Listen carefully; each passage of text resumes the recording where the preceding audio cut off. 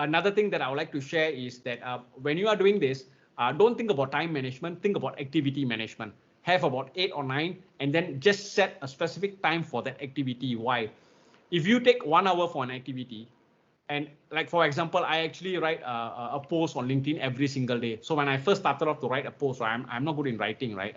It take a long time for me to think and put it out into words. It took me about 1.5 hours, but now I take about like maybe 30 minutes. Why? Because I did practice, and each time I gave myself lesser and lesser time. So what happened was, along the way, I got better at it. I was just as effective, but I took lesser time, which means I saved a good 45 minutes to do something else. So I could do more things. So activity management became more useful for me because I could do more things with the same amount of time and became very effective. And of course, being clear of our process itself is important. Why? When you talk about maximum performance, it is about consistently doing things, and you are looking at progress, right? So this is where, as I said, if you want to have any change, you want to be more effective, then clarity of process is important, because only when you are clear, then you can understand which are the processes which are not needed, which can be, which is redundant, which you can cut short. So being clear of certain processes of what you do is important. As a leader, I think when we do that, and when we can cut short this process, this helps our fellow teammates. This helps our organization and the people within the organization. Why? You are helping them to do it more effectively. So I think the important thing is for us to reflect back and what are the key skill sets. Now, sometimes it's quite hard to keep up to technology, but at least skill sets that we have, whether it's speaking or communication skills, or certain skill sets that you think you have always wanted to improve on, list it out. And then ask yourself, you have 5 things that you want to improve on. Which is the one thing, if you work on immediately, will give you the highest dividends in terms of effectiveness, whether it's work and everything. Just identify the one, and then just work on that one. Why? Because sometimes we have 5 or 6 things that we want to do, and then we tell ourselves, oh, I want to work on all the 5. It could be too overwhelming. We only have this much time, this much of focus. So focus on one specific skill set that you want to work on, and just work on that. Because the moment you get better at it, that will give you, that will allow you to understand what's the next skill set I need to move on to. So you can still relook into your goals and say, hey, can I, make my goals, slightly bigger, or even your right now, right? Your initial goal is started. If you're on track, fine. If you're not, fine.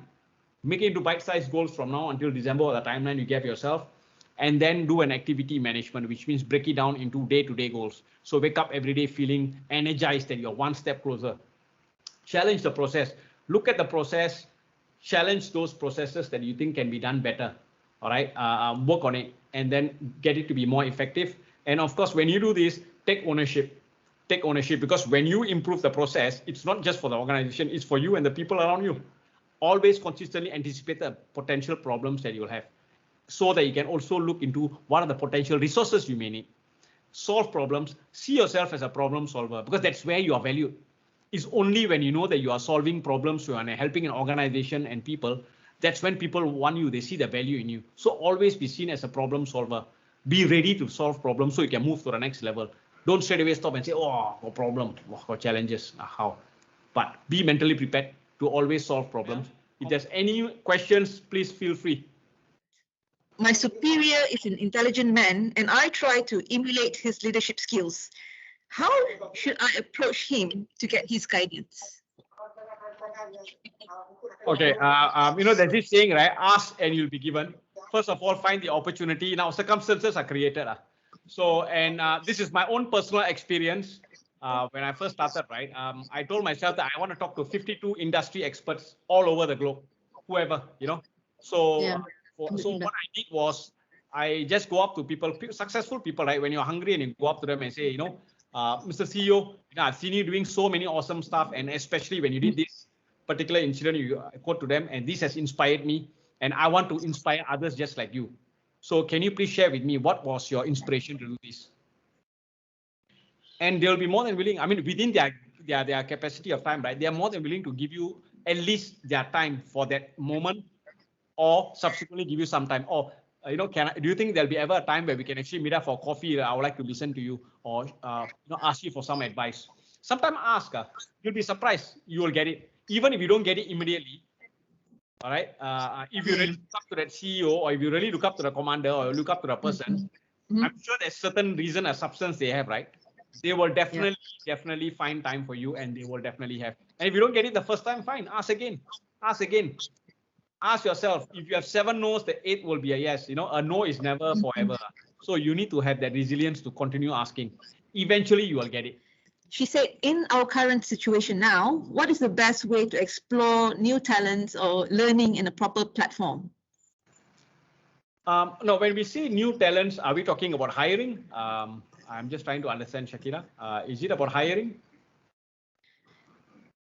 I think about your own new talents. New people joining in the company. That's why I'm trying. Is it that, or is your own personal talents you are talking about? Because if you're talking, or maybe I'll choose to say that it's about yourself, right? Then it will be more towards exploring your own talents, what you're good at. I think first of all, I think one of the biggest thing, if you know, when people talk about work-life balance and everything, one of the gifted thing that we can have is to do thing or work in a place where, you know, we don't feel like working because we have passion doing what we are doing. So I think ask yourself, what is it that you can do all day long without feeling tired, without feeling bored? Ask yourself, what is it that you love to do? I mean, of course, apart from the fact that you love to see Netflix and all these things, it comes in the list, just put it aside first, but you can list it out. But what is something, you know, for example, I love to talk, and not just to talk, but I'm actually an introvert, but I love to talk in the sense of share. I love to be up the platform. To me, going up the platform is like magic. It's like performance, you know. So I feel like the speaking version of Freddie Mercury. I mean, that's me, you know. I just feel like it, or that's how I tell myself, you know, hype up myself. So I feel good about it, and I get excited. So no matter how tired I am, when I'm up there and I start speaking, right, it becomes a case where I just get the energy from I don't know where. So I think this is something that I have.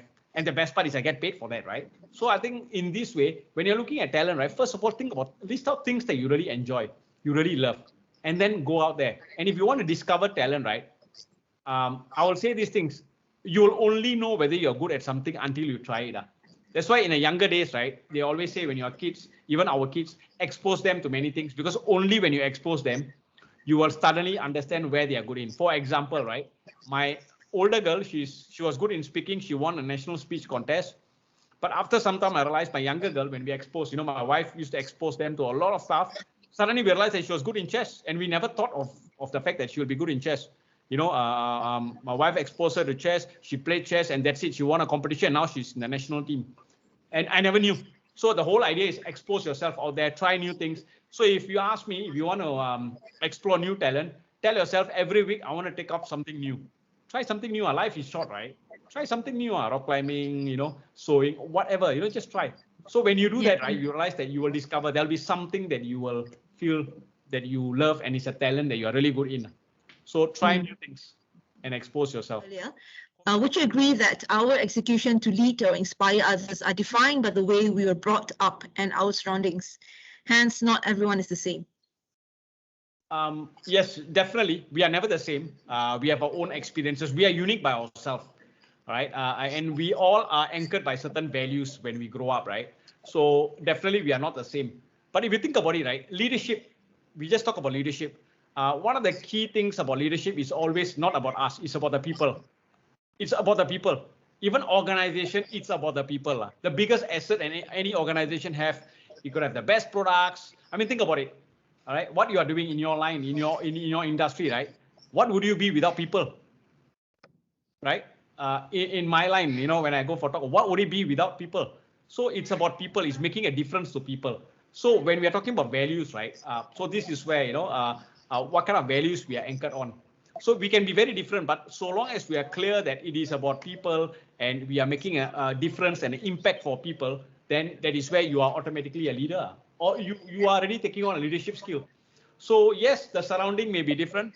Now I've seen leaders from different walks of life, but end of the day, I think there are certain basics that we get anchored on in leadership, which is making an impact to people and taking commitment for ourselves. So once we align those and we are very clear of, as a leadership, what is your role, I think we'll be fine. So as I said, no leader is the same. In fact, when I talk about transformational leader, it's just one type. I mean, there are many ways to lead, or you know, there are many ways to lead, whichever that is your style. For example, I'm a person, even though I was a military, right, I hated to mete out punishments. Now, a lot of people told me I'm weak. You know, they say, hey, you are a ranger, you are doing this, but why? Because for me, I feel there is ownership. If I can't convince people to do things, why force them? All right, but I'm in a military context, but even in business. So the moment they can't, they don't want to do it. For me, it's like they're not interested. So don't force them. Just move on, and that's it. But for some, it's no. They want to make sure they go all out to tell them. So that's their style. Not wrong. They get things right. So at the end of the day, what is your style? And are you able to get the desired outcome that you want as a leader? Because you still are having certain leadership goals, right? So is your style. Be unique and discover yourself. Leadership itself is actually a discovery process itself. One from Harold. He said, what's the best advice on leading the younger generations, the strawberry generation that is very much talented but fragile? Okay. Recently, I've been having quite a few talks on the millennial generation. They are very talented, definitely very exposed, very talented. There's a reason, right, why we call them strawberry generation. Why? But if you think about it, right, they are such because, in a way, sometimes I think about it. Now, I'm not going to blame their parents, but I'm talking about the senior generation, right? Is the way their lifestyle is, right? Think about it in school. During our time, right? If you go for a sports day, it's either first, second, or third. If you become fourth, sorry, too bad. Try next year. But today, they have first, second, third, and participation prizes. Oh, well done, you became fourth. Even up to the last prize, you have some kind of, you don't come home empty-handed. So what are we putting the message to them? We are putting the message to them that, hey, it's okay if you lose, so long as you tried, you are fine. But when they come to organizations, right, when they come to work, they realize that it doesn't work that way. If you're good, you get promoted. If you're not, sorry, too bad, pack up and leave. That's how life is. And that hits them hard, right? And that's what they are not prepared for.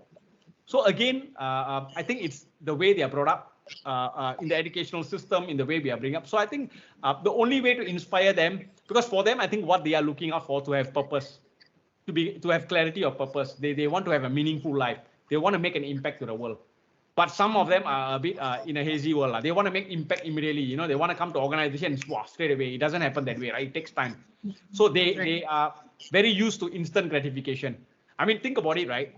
A lot of us, I'm 44, so I was born in the 70s. I remember I used to see those programs like Knight Rider. Thursdays in Singapore, when they show it, right? I see 1 hour. The next time I want to see the next episode of Knight Rider, I got to be patient for the next Thursday. I'll wait for the whole week. Yes, 7:45, 8 p.m., right? Those of you remember, in Malaysia, I don't know what about, we all go through, right, those programs and everything. Yes, that's right. We practice patience. We wait for our time, but now it's different. You just go to Netflix, you download that whole thing, and that's it. They look at it. Yeah. So I think these are things. So for them, I think they need a lot of guidance. If you think about it, they need a lot of guidance. They are talented. So as leaders, we need to guide them through. And but if we show them that what they are doing, there's a clarity in the why, and there's a purpose, and they can make an impact, right? They are more than willing to learn, actually. So first thing we can start is don't call them strawberry generation. Call them, hey, look, this thing happened, and guide them in, welcome them in, and then slowly, guide them in and guide. I think it's our duty to guide them, to help them, to nurture them, to say that this is not life or this is life, welcome, and then help them out to go into the transition.